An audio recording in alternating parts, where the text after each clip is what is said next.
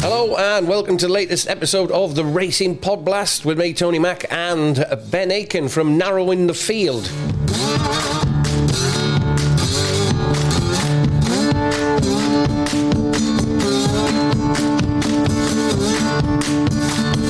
And we're track hopping again this week. It's a little bit squishy everywhere and a little bit moist. Covering 3 races from 3 different tracks, including the big race of the day, the 35 run of Cambridgeshire from Newmarket. Then we continue on our travels with our regular spin up to Scotland for the football trixie battle, top, middle and bottom. All that's still to come, but racing first, and we start off with the SkyBet for the fans handicap from Haydock. First of our 3 races under analysis this week. Ben, can you start us off with that one? And good morning, sir.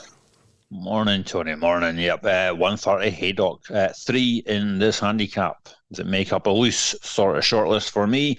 Dashing Darcy, Flying Finn, and Whiskey Pete. Dashing Darcy is 1 from 1 over his course and distance, having won a Class 4 at Haydock back in June. Not been seen since finishing down the field in the Britannia Stakes at Royal Ascot, but draw did him no favours that day, and he possibly also didn't enjoy the good to firm ground either. So I'm happy to forgive that effort. He's an unbeaten 3 from 3 on left-handed tracks over 1 mile trips. So it could also be that he just didn't handle the straight track blast of the Britannia Stakes at Ascot. I'd be hopeful that he puts in a better effort here. Dashing Darcy, so he's of interest. Flying Finn was last seen finishing down the field in a Group 3 at Newcastle over 1 mile 2. She was out of her depth in that company. I also don't think she really stays that longer trip, so easy to ignore that effort from the filly. And this 1 mile Class 2 handicap will be much more her cup of tea, as will the testing ground she'll encounter at Haydock. Both her career wins to date have come on soft or heavy, and it's well worth noting that 3 starts back she finished a close 3rd in a listed contest at Longchamp on heavy ground, taking her soft and heavy form to 2nd, 1st and 3rd. Flying Finn also the likely pace angle in this, and she could prove hard to peg back if they give her too much rope out front. And Whiskey Pete, so that I have my eye on. He's been campaigned over longer trips than a mile this season, but never really looked all that happy in those races. I think the drop back to a mile looks a smart move. He's a win and 3 places from 4 starts over 7 furlong trips and 1 mile trips. His only win to date came on soft ground over a mile at York last October, so the testing ground is another positive to his chances, and he looks a player in this, Whiskey Pete. I could see any of that 3 winning, but I'm going to take a swing at the biggest priced of the 3, Flying Finn. I think she looks massively overpriced here at 16 to 1 or bigger. I'd probably play one of the other 2 as well on my short list, but Flying Finn is the one that catches my eye the most. What you got, Tony, for this Haydock handicap? Totally agree, mate. I'm a big Flying Finn fan. Big race for 3 and 4-year-olds in the last 8 years. 8 from 43 going to post, another 6 hitting the frame, 3 or 4-year-olds. A 33% winning place strike rate. Whiskey Pete, as you said, won a nursery handicap at York last October on soft ground before 2nd of 9, beating 4 lengths at Ascot a couple of weeks ago on similar ground. And as you say, Flying Finn, I do like this, and even more better than with you putting it up as well. Has a win on soft at Doncaster and at Ripon, both in April this year, and both over a similar trip. Thought good enough, as you said, Ben, to run in a listed contest at Longchamp in May, finishing 3rd of 8, beating 1 3/4 lengths on heavy ground that day as well. And as I say, got wins on soft ground at Doncaster and Ripon earlier in the year. I think, as you said, well overpriced at around 20 to 1. And agree with you on Darcy, whatever they're called, Dashing Darcy, 3-year-old as well for Roger Varian. That should go very well as well. And as I say, it's a big race in the last 8 years for 3 and 4-year-olds. So that's that one there, the first one dealt with, the 130. On to the 320 now at Ripon, the City of Daleks handicap, Class 2 handicap over 6 furlongs, Ben. What's going to win the City of the Daleks? The City of the Daleks, 320 Ripon. Tentatively narrowed this one down to the following 4. Tropical Island, Eye of Dubai, Takara Bay and Magical Spirit. Tropical Island, yet to win or place in any of his 5 starts this season, but for some decent pieces of form on some of those runs. 6th of 17 in a Class 2 York in June came in a race that has worked out strongly since. It's 5th of 13 in a Class 2 Newmarket in July. That's solid on the figures. And it's 9th of 22 at the Ebor meeting has also been working out well. A number of those that finished directly ahead of him, winning, placing, or running big races since. At Tropical Island, he's raced at Ripon twice before, posted a first and a second, so handles the track well. His trainer, Richard Fahey, he's got some solid Ripon stats with similar types.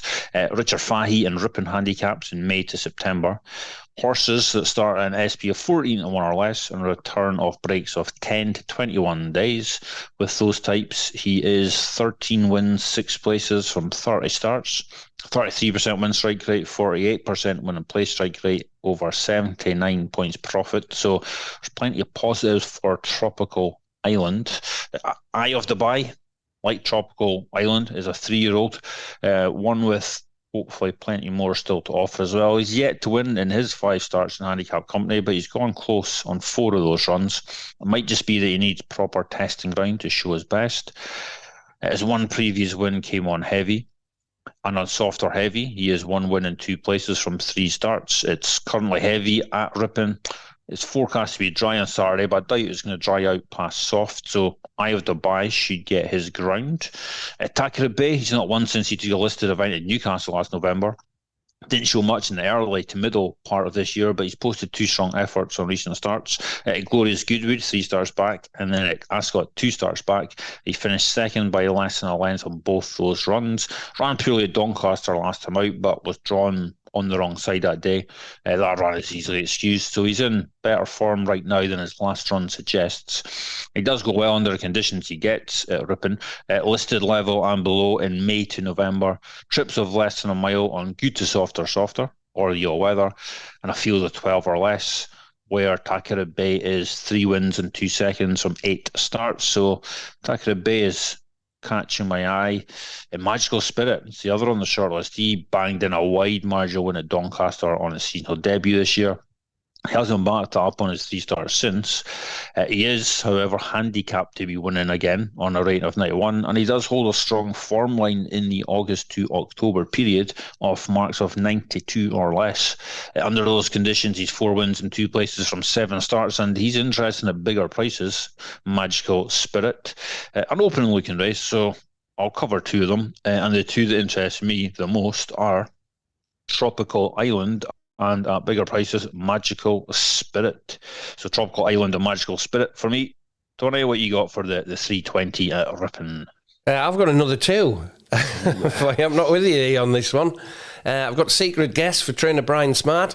Claimer Andrew Breslin in the saddle there. He was last seen at Ripon, finishing 3rd of 17 in the Great St Wilfrid, beaten 1 3/4 lengths on good ground a couple of weeks ago, about a month ago actually. He's 3 from 15 on turf, no wins with soft in the going description, but has been beaten 4 1/4 lengths and 1 3/4 lengths on soft ground in the past.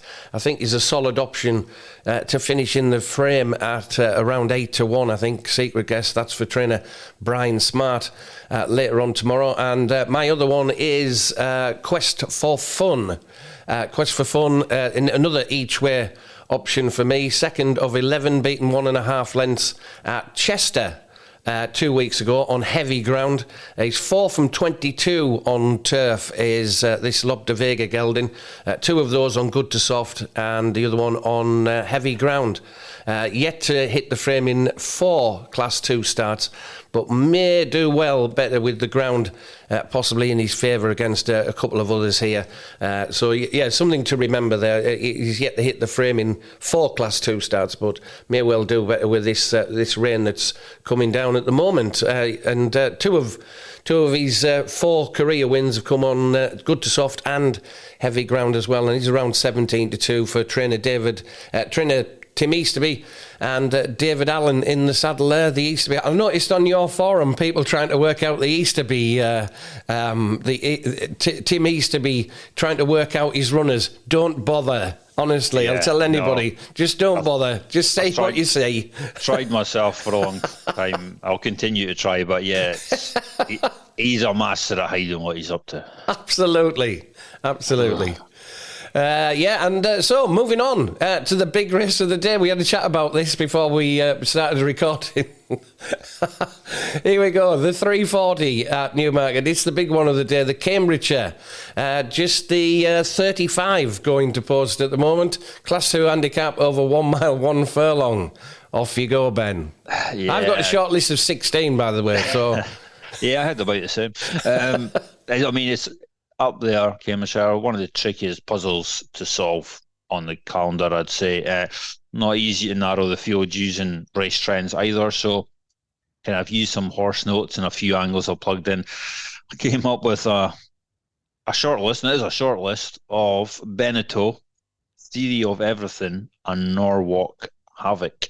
Beneteau caught my eye on finishing 5th in the Clipper handicap at the Ebor meeting. The race suited close to the pace runners. He was the first home of the hold-up horses.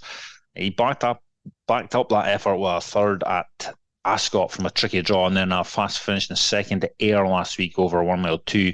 He was given a bit too much to do in that Ayr race, but it was a big run all the same. He does come here in excellent form, Beneteau.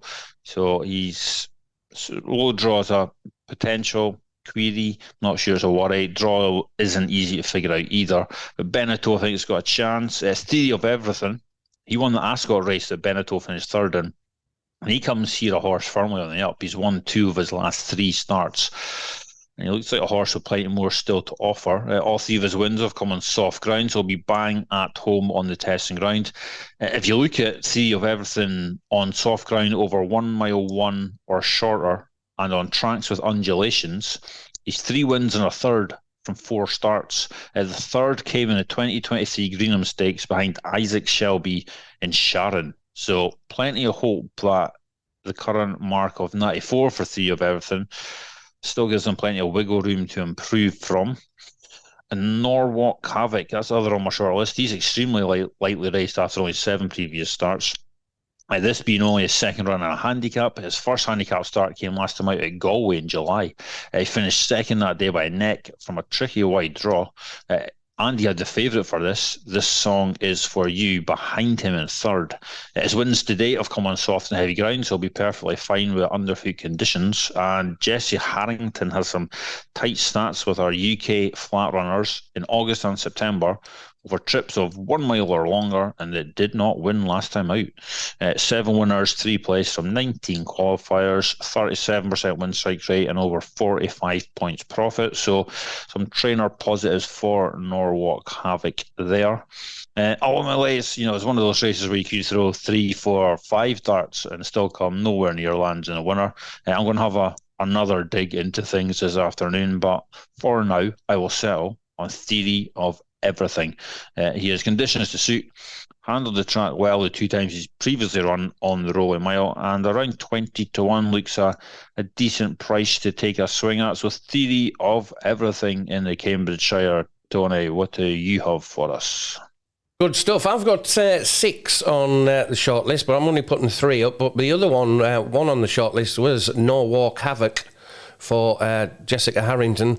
Ron is the other one, Under Siege, as well, for listeners to have a closer look at. But for the time being, I'm going for a couple at the top of the market, to be honest with you. But it wasn't initially my intention to go to the top of the market. But we've got Roy de France, the 3-year-old, John and Thady Gosden, in the colours of Stradivarius.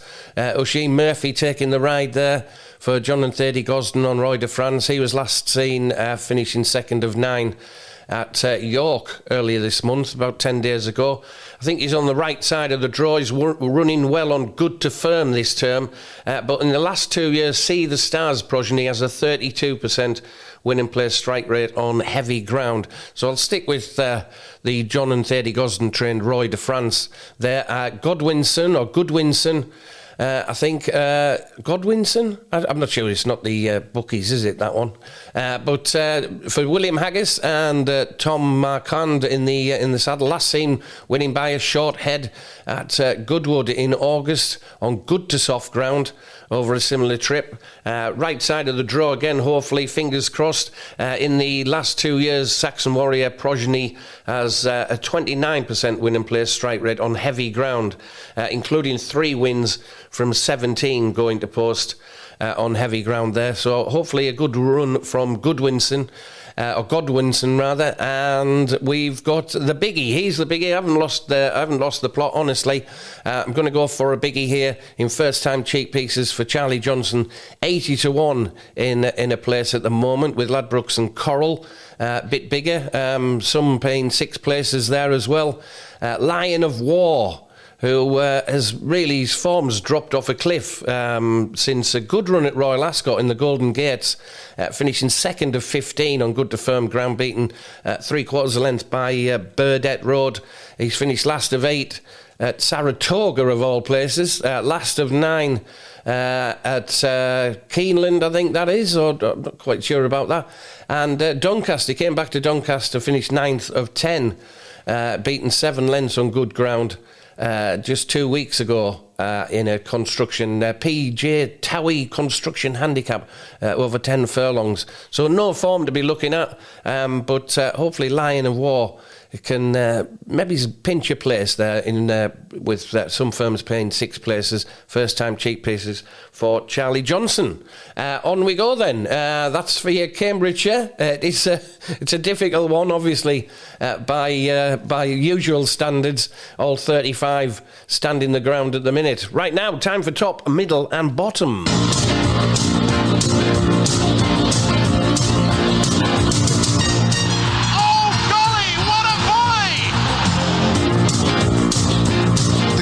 About loving football is you cannot explain why you love it. It just happens. Chasing a ball round a park, wanting one team to win against the other. El Mahoney, right foot, whips it. Oh, jeez, peeps, man. Yes, time for round 9. Blimey, who's counting, Ben? Round 9 of top, middle and bottom. And I've fallen behind again. Yeah, 2 wins for us both last week, Donny. Returning plus 6.54 points to me and plus 0.39 points to you. Clyde definitely get the GC Peeps Award for last week. Taking on Elgin at home. Elgin down to 10 men after 3 minutes. Finished 0-0. Had they won, you would have landed your full Trixie, Tony. Oh. Unbelievable stuff, although equally totally believable. They very much let you down, Tony. I can't speak. No. I was. It's not a. We've not put the Jonah on them. I know. I was messaging you as soon as Elgin went down to 10 men. Yes, you did. Yeah. And I said to you, it's probably going to finish 0-0. I didn't back that, but anyway, current totals: me minus 12.38, Tony minus 14.77. This week, my top, middle, and bottom. Top Scottish Championship, Wraith Rovers and Falkirk to draw at 12-5. Falkirk are flying at the minute, winning their 5 league games so far, but I think that run will stop here at Wraith. Wraith, who have had a poor start to the campaign, but I reckon their new manager can turn things around. I'm pumping for a draw between Wraith and Falkirk. Middle, Scottish First Division, Cove Rangers and Arbroath to draw at 5-2. Both these teams should be doing better than they currently are, but already looks like they'll end up floating about in mid-table come the end of the season. I'll take them to cancel each other out here with a draw. And bottom, the Spartans in East Fife to draw at 9-4. East Fife have been banging in the goals this season, easily the top scorers in the league, but they go to the Spartans here, who have the best defensive record in the league and are yet to concede any goals in their 3 home league matches. Indeed, only Dunfermline and Livingston have managed to score at Ainsley Park this season, so I reckon it'll be a tight match. I'll take this one to make up my third top, middle and bottom draw, giving me a top, middle and bottom of top, Wraith and Falkirk to draw. Middle, Cove and Arbroath to draw. And bottom, the Spartans and East Fife to draw. Tony, what you got? Right, for the Trixie, 3 homes. Here we go. Ayr at home to Morton, 3-5, unfortunately. Inverness Cally at home to Stenhousemuir, 8-11. And Bonnie Rig Rose at home to Forfar at 11-10. Odds against Bonnie Rig Rose at home to Forfar. So fingers crossed we can get a odds against one in there with 3 homes. Ayr, Inverness Cally and Bonnie Rig Rose. There you go. You're going to have to start spelling Cali properly, Tony, or Big Dunk's going to batter you. I'm telling you. What, Inverness, California, Thistle or something, is it? Inverness, Caledonian. Caledonian, sorry, Caledonian. It might be California, their own by American. All right, many thanks for listening to the latest edition of the Racing Podblast. Very best luck with your bets this weekend. I'm on the radio between 6 and 9 each morning, 3bsradio.com, Monday to Friday. You can catch more from Ben over on narrowinthefield.co.uk. Best luck with your bets this week, especially on the Cambridgeshire. Big thanks for listening. Have a great weekend, everyone. We'll see you all next week. Cheers, Ben. Cheers, Tony.